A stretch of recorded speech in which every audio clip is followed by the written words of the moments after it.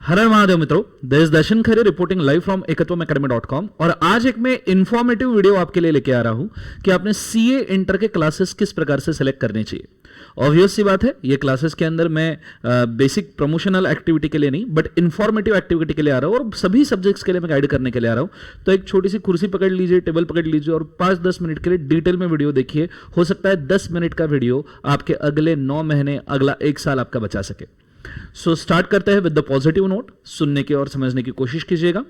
CA inter के subject basically आप 2 part में डिवाइड कर सकते हो, जिसमें पहला पार्ट आता है प्रैक्टिकल पार्ट और दूसरा पार्ट आता है थ्योरी पार्ट।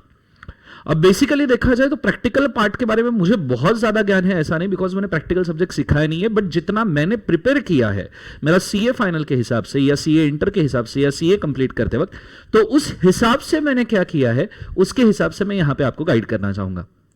देखो, प्रैक्टिकल सब्जेक्ट में बेटा 2 चीजें आती है। पहली चीज है कंसेप्ट आपको समझ में आना चाहिए, बिकॉज प्रैक्टिकल सब्जेक्ट्स में कंसेप्ट सबसे इंपॉर्टेंट होता है। साथ में उस कंसेप्ट को प्रैक्टिकल इंप्लीमेंटेशन आपको देखना चाहिए, नॉलेज वाइज उसका प्रैक्टिकल इंप्लीमेंटेशन कहां पे होता है। अगर आप कंसेप्ट और नॉलेज इसके ऊपर फोकस करोगे पहले, तो प्रायोरिटी 1 पे अगर आपने कंसेप्ट और नॉलेज पढ़ लिया, then priority number 2 you should go for better problem solvings. And practical subject में यह सिचुएशन होता है कि जितने वेराइटी के प्रॉब्लम्स आप सॉल्व करो उतना अच्छा है। जितने वेराइटी के आप जितने ज्यादा वेराइटी के प्रॉब्लम सॉल्व करोगे एग्जाम तक, उतना अच्छा है। अब देखिए, मैक्सिमम प्रैक्टिकल सब्जेक्ट के क्लासेस ये 200 घंटे तक ही होते हैं। सो टीचर्स भी बाउंड है बच्चों कि आपको वो 200 घंटे में जितने ज्यादा प्रॉब्लम हो सकते हैं उतने करवाए। बट आप ये इंश्योर कीजिए कि सभी टीचर्स उतने प्रॉब्लम करवा रहे हैं, सफिशिएंट नंबर ऑफ, जिससे आपकी प्रैक्टिस और आपके कंसेप्ट्स बहुत अच्छे से निखर के आए। सो ऑब्वियस सी बात है, क्लासरूम टीचिंग में 200 आवर्स में जितने प्रॉब्लम होंगे उतने आपने प्रैक्टिकल सब्जेक्ट में करने चाहिए।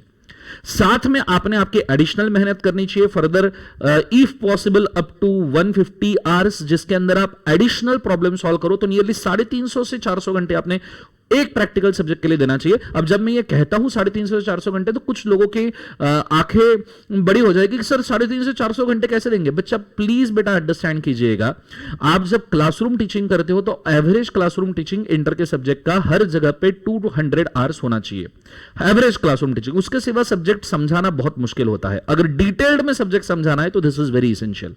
तो 200 घंटे की मेहनत तो आपकी वहीं पे हो जाएगी क्लासरूम में। मैं एडिशनली आपको पर सब्जेक्ट 150 घंटे की मेहनत करने के लिए कह रहा हूं। एंड 150 घंटे की मेहनत एडिशनली होती है अगर आप डेली बेसिस पे 2 घंटा होमवर्क करते हो हर सब्जेक्ट का।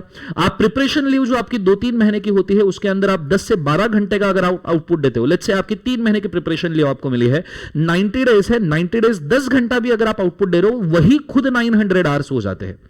और 900 आवर्स में 150 घंटा तो आप एक्चुअली हर सब्जेक्ट को दे ही सकते हो। प्रिपरेशन लीव में जब आपका मई एग्जाम होगा, आपकी क्लासेस खत्म हो जाएगी रफली फरवरी एंड तक के, जनवरी एंड तक के, या तो फिर फरवरी 10 तक के, तो भी आपको 90 दिन मिलेंगे फॉर प्रिपरेशन, जिसमें अगर आप 10 घंटे भी पढ़ोगे तो अभी आपका 150 घंटे का पर सब्जेक्ट का प्रिपरेशन होगा 900 आवर्स का। So this is whatever I am talking about with is my experience. So please don't take it otherwise. Obviously आपको ये समझ में आ गया होगा। So 200 hours क्लासरूम टीचिंग और बाद में खुद की 150 घंटे की मेहनत जरूरी है। So please do understand, मेरे लिमिटेड प्रैक्टिकल नॉलेज से मैं आपको मेंशन कर सकता हूं जो मैंने टैकल किया था। Concept knowledge is the first priority, and then जितने वेराइटी ऑफ प्रॉब्लम्स आप सॉल्व कर सकते हो या जो टीचर उतने वेराइटी ऑफ प्रॉब्लम सॉल्व करवाएंगे आप उनके साथ जरूर जाइए। जो डेडिकेटेडली 200-250 घंटा पढ़ा के आपको क्लासरूम में बहुत अच्छा सॉल्विंग करवाते हैं, आप उनके साथ जाइए। दैट इज वेरी नेसेसरी, पर क्लासरूम में सॉल्विंग के लिए जाइएगा। दूसरी बात, ये अब मेरा लिमिटेड नॉलेज है प्रैक्टिकल सब्जेक्ट के लिए, इसलिए मैं ज्यादा कह नहीं सकता, पर थ्योरी सब्जेक्ट में खुद पढ़ाता हूं, मैं समझाता हूं, तो मैं आपको ये मेंशन कर सकता हूं कि थ्योरी सब्जेक्ट जैसे लॉ, ऑडिट और जीएसटी, इन सब्जेक्ट्स के अंदर आपने क्या क्या देखना चाहिए। बेसिकली थ्योरी सब्जेक्ट में बेटा 2 चीजें बहुत, देखो प्रैक्टिकल सब्जेक्ट में ये चीज मैटर नहीं करेगी, नोट्स मैटर करती है पर कुछ हद तक, बिकॉज नोट्स के अंदर आपको बेसिक प्रॉब्लम्स ही देखने हैं प्रैक्टिकल सब्जेक्ट में। ठीक है, नोट्स के अंदर प्रॉब्लम देखने हैं, प्रॉब्लम सॉल्व करने की जगह देखनी है। जितने वेराइटी के प्रॉब्लम से उतना अच्छा होगा प्रैक्टिकल सब्जेक्ट में मेरे हिसाब से। ठीक है, लेकिन अगर आप थ्योरी सब्जेक्ट में जाओ तो थ्योरी सब्जेक्ट में दोनों चीजें बहुत बेहतरीन तरीके से वर्क करती है। पहली चीज जो वर्क करती है वो है टीचिंग, और दूसरी चीज जो वर्क करती है वो है नोट्स। हम तो ये कहते हैं भाई साहब, टीचिंग तो टीचर आके भाई साहब 4 मंथ्स 3 मंथ्स में आपका सिलेबस खत्म करके चला जाएगा, बट नोट्स के मामले में मैं आपको मेंशन करना चाहूंगा, नोट्स ये स्टूडेंट की बेस्ट फ्रेंड होती है एंड तक के अगर स्टूडेंट के पास कुछ होता है तो नोट्स है। हर बार जब आपको दिक्कत जाएगी तो आप YouTube के ऊपर जाके वीडियो सर्च नहीं करते बैठोगे कि मुझे जो क्वेरी है उसका कौन से वीडियो में आंसर दिया है। हर बार जब आपको क्वेरी आएगी आप नोट्स में जाओगे और चेक करोगे कि मुझे जो क्वेरी है वो कहां सॉल्व होगी, नोट्स के कौन से पेज पे सॉल्व होगी। इसलिए मुझे ऐसा लगता है कि स्टूडेंट का अगर कोई बेस्ट फ्रेंड है तो वो है बेटा नोट्स। तो ये चीज को आपने याद रखना। अब पहले तो बात करते हैं टीचिंग पे। पहली चीज आप इंश्योर कीजिए कि जो भी टीचर आपको पढ़ा रहे हैं उनको सफिशिएंट अमाउंट ऑफ एक्सपीरियंस हो, अच्छा एक्सपीरियंस हो, सो दैट थ्योरी सब्जेक्ट में वो पढ़ा पाए। ये तो सिर्फ थ्योरी नहीं, this is also valid for practical, कि प्रैक्टिकल सब्जेक्ट में ही आपने देखना चाहिए कि उस बंदे को सफिशिएंट अमाउंट ऑफ एक्सपीरियंस है या नहीं है, क्या वो कितने साल से पढ़ा रहा है, कैसे पढ़ा रहा है। ये चीजें आप डेमो लेक्चर से जान सकते हो यूट्यूब के ऊपर। दूसरा, टीचिंग अगर हम करते हैं थ्योरी सब्जेक्ट का तो उसमें दो चीजें टीचिंग में मायने रखती है। ये मैं डिटेल्ड अंडरस्टैंडिंग आपको दे रहा हूं तो कृपया ध्यान दीजिएगा। सबसे पहले टीचिंग करते हो थ्योरी सब्जेक्ट में कंसेप्ट बहुत अच्छे से समझाना जरूरी है, डिटेल्ड कंसेप्ट समझाना जरूरी है। फिर उस कंसेप्ट के हिसाब से उसका प्रैक्टिकल एग्जीक्यूशन मतलब नॉलेज बताना जरूरी है कि ये कंसेप्ट या ये लॉ प्रैक्टिकली दुनिया में कैसे वर्क करता है, इंडिया में कैसे वर्क करता है, ये समझाना जरूरी है। इससे होगा ये कि कंसेप्ट तो आपको समझ में आ जाएगा थियोरेटिकली, नॉलेज के साथ में आपका एग्जाम्पल भी क्रिएट हो जाएगा जिससे आपको आइडिया आ जाएगा कि प्रैक्टिकली इस लॉ को कैसे लगाना है, बिकॉज ड्यूरिंग द आर्टिकलशिप आपको इसका काम आएगा। बच्चों याद रखिएगा, कंसेप्ट और नॉलेज अंडरस्टैंडिंग के लिए फर्स्ट प्रायोरिटी है। और साथ में मैं अगर आपको बोलूं तो आपको अच्छा नॉलेजेबल चार्टर्ड अकाउंटेंट बनना है तो आपको कंसेप्ट और नॉलेज बहुत ज्यादा जरूरी है। तो ये चीज को आपने याद रखना, अच्छे चार्टर्ड अकाउंटेंट के लिए कंसेप्ट नॉलेज बहुत ज्यादा जरूरी है। सिर्फ मार्क्स कमा के अगर बात हो जाती तो जितने भी ज्यादा बिग फोर्स और ये सब बड़ी कंपनीज है इनके डायरेक्टर्स वगैरह कंसेप्ट नॉलेज के बेसिस पे नहीं खेलते थे। सो कंसेप्ट नॉलेज अच्छा सीए बनाने के लिए आपको बहुत जरूरी है, लेकिन कंसेप्ट नॉलेज अंडरस्टैंडिंग के लिए जरूरी है। क्या इस कंसेप्ट नॉलेज से मैं आपको पूछना चाहूंगा, क्या आपको मार्क्स आ जाएंगे? मैंने आपको कंसेप्ट पढ़ा दिया, मैंने आपको नॉलेज दे दिया, बट क्या इससे मार्क्स आ जाएंगे? मैं बहुत भारी पढ़ाता हूं, मैं बहुत अच्छे से कंसेप्ट देता हूं, मैं बहुत अच्छे से नॉलेज देता हूं, मैं आपसे बहुत अच्छे से कनेक्ट कर रहा हूं, पर सवाल है, मतलब मैं खुद ही टीचर हूं, स्टिल मैं आपसे पूछ रहा हूं जेन्युइनली, पर सवाल है क्या इस कंसेप्ट नॉलेज से आपको मार्क्स आ जाएंगे? बेटा मार्क्स आते हैं लिखने से, राइटिंग से। लास्ट 3 घंटे में आप जो पेपर लिखोगे उससे मार्क्स आते हैं, और ये लिखना आईसीआई के हिसाब से होना चाहिए, institute of chartered accountants of India के हिसाब से ये राइटिंग होना चाहिए। एंड दैट इज व्हाई दूसरा पैरामीटर बहुत जरूरी है कि आपको आईसीआई के हिसाब से राइटिंग आता है क्या, बिकॉज वही राइटिंग आपको मार्क्स देके जाएगा, वही राइटिंग आपको मार्क्स देके जाएगा।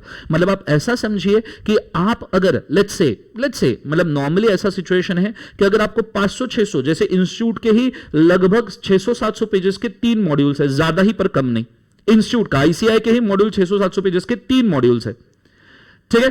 तो पहले तो आपके कंसेप्ट नॉलेज के हिसाब से 600-700 पेजेस आपने पढ़ने चाहिए, पर वो 600-700 पेजेस पढ़ने के बाद में आपको आईसीआई के हिसाब से लिखते भी आना चाहिए, अदरवाइज आपको मार्क्स आना बहुत मुश्किल है। क्योंकि वहां अगर तलवार से युद्ध करना है तो यहां लकड़ियों से खेल के थोड़ी ना चलेगा। तो इसीलिए आपने ये 600-700 पेजेस पढ़ने के साथ साथ में रफली टीचिंग के पीरियड में या क्लास के पीरियड में ही 200 से 250 सवाल आपने सॉल्व करने चाहिए, क्वेश्चन एंड आंसर आपने सॉल्व करने चाहिए, बिकॉज एक्चुअली गैट जो फंसा हुआ है लिखने का वो यहां फंसा हुआ है। आपको मार्क्स कमाने का जो एक्चुअल कैच है वो यहां पे है। कैसे हो सकता है आप सिर्फ कंसेप्ट नॉलेज पढ़ोगे और राइटिंग प्रैक्टिस नहीं करोगे, आपको पता ही नहीं आईसीआई के हिसाब से कैसे लिखना और आपको मार्क्स आ जाएंगे। So this is maximum CA inter के स्टूडेंट्स लॉ में अगर फेल होते हैं या थ्योरी सब्जेक्ट में फेल होते हैं तो इसी वजह से ऐसा कोई नहीं होता जिसको कंसेप्ट नॉलेज समझ में नहीं आया। ऐसे लोग जरूर होते हैं जिनको कंसेप्ट नॉलेज समझ में नहीं आया पर मार्क्स के हिसाब से लिखना कैसे ये नहीं पता। ये पहली चीज। दूसरी चीज, आपके जो नोट्स है बेस्ट फ्रेंड, ये 3 पार्ट्स में डिवाइड होने चाहिए। 3 पार्ट्स में नोट्स इसलिए डिवाइड होने चाहिए बिकॉज आपको 3 टाइप के नोट्स की बहुत ज्यादा जरूरत होती है। सबसे पहले आपके रेगुलर नोट्स जो है, रेगुलर क्लास के नोट्स, वो एकदम डिटेल्ड होने चाहिए। रेगुलर क्लास के नोट्स एकदम डिटेल्ड होने चाहिए। 3 टाइप के नोट्स आपने रखने चाहिए, regular notes, questioner and revision notes. ये 3 नोट्स बहुत मोर देन सफिशिएंट है, इससे ज्यादा आपको कोई चीज की जरूरत नहीं पड़ेगी। पर आपके जो रेगुलर क्लास के नोट्स है वो आप फर्स्ट टाइम पढ़ने वाले हो, फर्स्ट टाइम रीड करने वाले हो। अब जो चीज अगर आप फर्स्ट टाइम रीड करने वाले हो, क्या आप ये चाहोगे आप उसको ऊपरा ऊपरी पढ़े? Obviously not. आप अगर रेगुलर क्लास पढ़ने वाले हो, फर्स्ट टाइम पढ़ने वाले हो, तो आपके नोट्स बहुत डिटेल होने चाहिए। अब मैं आपको इसके लिए मेंशन करना चाहूंगा, आईसीआई के 3 मॉड्यूल्स है बेटा, 3 मॉड्यूल्स। अब ऐसा तो है नहीं आईसीआई ने सोच समझ के नहीं बनाए होंगे, हां कंटेंट थोड़ा सा इधर उधर हो सकता है, पर 3 मॉड्यूल अगर आईसीआई ने बनाए हैं सीए इंटर लॉ के, तो ऑब्वियस सी बात है कि आपको रफली उतने नंबर ऑफ पेजेस तो डेडिकेट करने ही पड़ेंगे। अगर नोट्स बहुत ज्यादा क्रंच्ड है या बहुत ज्यादा समराइज है ये 3 मॉड्यूल के चक्कर में, तो एक्चुअली आप रेगुलर नोट्स पढ़ ही नहीं रहे हो, आप सिर्फ रिविजन नोट्स ही पढ़ रहे हो, आप शुरुआत ही रिविजन नोट्स से कर रहे हो। तो आप खुद सोचिए कि आपको detailed notes first time reading के लिए सीए इंटर लेवल जहां आपका पासिंग परसेंटेज 15% है, क्या आपने वहां रेगुलर नोट्स पढ़ने चाहिए डिटेल या नहीं पढ़ने चाहिए? ऑब्वियस सी बात है डिटेल नोट्स आपने देने चाहिए। दूसरा, आपके नोट्स आईसीआई का मटेरियल बहुत डिटेल में कवर कर ले, पूरा का पूरा, हर एक कॉर्नर, हर एक नुक, हर एक स्पेशल एंट्री जो स्पेसिफिकली मार्क किया आईसीआई ने वो चीजें कवर करे। और तीसरा, राइटिंग स्पेस जो है वो मैं पर्सनली, अब ये जो पॉइंट है मैं मेंशन कर सकता हूं, मैं पर्सनली इस पॉइंट के ऊपर बिलीव करता हूं कि आपके रेगुलर नोट्स के अंदर आपके मार्किंग और राइटिंग स्पेसेस होने चाहिए। नहीं तो क्या होता है, बच्चे के पास रेगुलर मॉड्यूल होता है एक, क्वेश्चनर मॉड्यूल होता है एक, वो लिखता कहीं पे अलग रजिस्टर के अंदर है और वो रजिस्टर में अलग पेज नंबर चल रहे हैं। सो सिचुएशन ऐसा होता है कि जब वो रिवीजन करने के लिए बैठता है, समझने की कोशिश कीजिएगा प्लीज, जब वो रिवीजन करने के लिए बैठता है तो वो एक मॉड्यूल लेके बैठता है कंसेप्ट का, एक क्वेश्चनर लेके बैठता है अलग से, और एक रजिस्टर लेके बैठता है, फिर मॉड्यूल का पेज नंबर मैच करो, रजिस्टर का पेज नंबर मैच करो, मैचिंग में इस हैसल में ही अननोइंगली, बिना समझे, आप सोचिए कितना ज्यादा समय वो वेस्ट कर देता है। जितने बार बुक खोलेगा, रफली 15-20 सेकंड या 1 मिनट भी अगर वो वेस्ट करेगा, लेट्स से, तो ऐसे सिचुएशन में अगर वो साल भर में 40-50 बार बुक खोल रहा है तो रफली 1.5-2 घंटा ऐसे ही वेस्ट हो रहा है, उसमें भी टैली करना सब चीजें। तो मुझे ऐसा लगता है कि जहां कंसेप्ट है वहीं पे राइटिंग स्पेसेस होनी चाहिए, सो दैट आपके नोट्स जो है वो पढ़ने में काफी आसान हो कि भैया इधर कंसेप्ट है, इधर लिखा है, यही चीज मुझे पढ़नी है। तीसरा, आपके नोट्स फन टू रीड होने चाहिए, मतलब नोट्स पढ़ने में थोड़ा इंटरेस्ट आना चाहिए, जिसके अंदर चार्ट्स हो, कैरिकेचर्स हो, आपको समझ में आए कि ये चार्ट्स और कैरिकेचर्स से, फॉर एग्जांपल आपको थ्योरी पढ़ना नहीं है, आपको सिर्फ चार्ट से अंडरस्टैंडिंग करना है, चार्ट्स होने चाहिए। आपको चार्ट थ्योरी दोनों नहीं पढ़ना है, सिर्फ आंसर राइटिंग पॉइंट चाहिए, वो चाहिए। सो आपके नोट्स थोड़े से फन टू रीड होने चाहिए, सो दैट आपका इंटरेस्ट बना रहे। दूसरी बात, दूसरा चीज है आपका क्वेश्चनियर। क्वेश्चनियर भाई साहब ये बाइबल है, 400-500 क्वेश्चन का एक क्वेश्चनियर पकड़ लो, 400-500 मिनिमम क्वेश्चन है, और ये 400-500 क्वेश्चन रफली पास्ट एग्जाम के सभी क्वेश्चंस, एमटीपी आरटीपी में 2002 से जितने भी क्वेश्चंस हो सकते हैं वो सबके सब क्वेश्चंस इसने कवर कर दी चाहिए, क्योंकि जितने ज्यादा क्वेश्चंस आप सॉल्व करोगे उतना अच्छा है। उसी में से ऐसा अगर आपने 400-500 पेजेस का बच्चों क्वेश्चनर सच में सॉल्व कर लिया ना, तो मैं आपको कहीं से भी सॉल्व कर लो, 400-500 क्वेश्चन कहीं से भी सॉल्व कर लो, 80-90 मार्क्स का पेपर आपका देखा हुआ आता है। ये 400-500 क्वेश्चंस को आप डिवाइड करो 2 पार्ट में, 250 क्वेश्चन आपके क्लास के साथ हो जानी चाहिए, क्लास के साथ ही हो जानी चाहिए। भले ये टीचर करवाए, भले ही आप ये खुद करो, कोई फर्क नहीं पड़ता। नॉर्मली हमारे क्लास में हम टीचर, मतलब मैं खुद ही करवा देता हूं, क्लास के एंड में 250 क्वेश्चन हम क्लास के साथ ही खत्म कर लेते हैं, सो दैट एंड में जब आपको बचा हुआ 150 घंटे का सेल्फ प्रिपरेशन का समय मिलता है, उसके अंदर आप 200 से 250 क्वेश्चन खुद सॉल्व कर पाओ, और ये आराम से हो जाता है। जब आप क्लास में ही 250 क्वेश्चन सॉल्व कर लेते हो तो 150 घंटे में बात के 200 से 250 क्वेश्चन सॉल्व करना कोई बहुत बड़ी बात नहीं है, it's quite easy. So 250 question class में ही सॉल्व करने चाहिए, साथ में covering RTP, MTP, revision test paper, mock test paper के क्वेश्चन भी लेने चाहिए, क्योंकि वही क्वेश्चंस होते हैं जो आने वाले एग्जाम में कवर किए जाते हैं। सो आपका क्वेश्चनियर अच्छा खासा बाइबल होना चाहिए, सभी वैरायटी के क्वेश्चन इसमें कवर करने चाहिए, पर उससे भी ज्यादा इंपॉर्टेंट है क्लास के साथ 200 से 250 सवाल सॉल्व होने चाहिए, सिर्फ रीड करके नहीं होने चाहिए, सॉल्व। बिकॉज बेटा देखो, रीडिंग करना और सॉल्विंग करना दोनों में डिफरेंस है, दिमाग दोनों तरीके से अलग ट्रेन होता है। आप कभी भी नोटिस कीजिएगा, अगर आप फाउंडेशन पास करके आए हो तो समझ में आएगा कि अगर आपने साल भर क्वेश्चन रीड किए हैं तो एंड में हाथ में लिखने के लिए भी तकलीफ जाता है, लिखने के लिए भी सोचना पड़ता है क्या लिखूं, कहां से शुरुआत करूं। तो ये आपकी तकलीफ एग्जाम में नहीं होनी चाहिए। और सबसे आखिरी चीज, आपके रिवीजन नोट्स। रिवीजन नोट्स तो आपके ऐसे होने चाहिए जो लास्ट 24 घंटे में फटाफट आप रिवाइज कर पाओ, जैसे लास्ट 24 आवर्स में रिवाइज करवाओ। जैसे आप अगर नोट्स रिवाइज कर रहे हो तो मैं ऐसा समझता हूं कि ये पूरे दोनों चीजों का सिनॉप्सिस आपका रिवीजन नोट्स में होना चाहिए। हां, पर revision notes there should be no compromise on content as per ICI, institute of chartered accountants of India के मॉड्यूल के हिसाब से आपके नोट्स में कोई कॉम्प्रोमाइज नहीं होना चाहिए। आपके revision notes crisp and easy होने चाहिए, क्रिस्प एंड इजी होने चाहिए, और कॉमन थिंग्स जो है वो सबकी सब कॉमन थिंग्स आपकी एक जगह पे आनी चाहिए, जैसे सभी के सभी पेनल्टीज एक जगह पे, सभी के सभी कॉमन प्रोविजंस, अप्रूवल्स एक जगह पे, समरी अच्छा बना हुआ होना चाहिए, क्रिस्प, सभी अप्रूवल्स एक जगह पे, पेनल्टीज एक जगह पे, सीजी अप्रूवल्स एक जगह पे, जनरल मीटिंग के रेजोल्यूशंस एक जगह पे। ये सब चीजें आपके नोट्स के अंदर होनी चाहिए, सो दैट आप कंपैरेटिव एनालिसिस कर पाओ। फॉर एग्जांपल, सभी सीजी अप्रूवल्स हमने एक जगह पे अगर ला लिए, अब मैं लॉ के बारे में ही कह सकता हूं, मुझे ऑडिट का भी इतना ज्ञान नहीं है, सो सभी अगर मैंने चीजें एक जगह पे ला ली तो ऑब्वियस सी बात है कि उसका कंपैरेटिव एनालिसिस करके आप उसको याद कर सकते हो। और सबसे आखिरी, obviously revision notes fun to read होनी चाहिए, जिसके अंदर आपको किधर भी कहीं पे भी पढ़ने में उसका इस्तेमाल हो।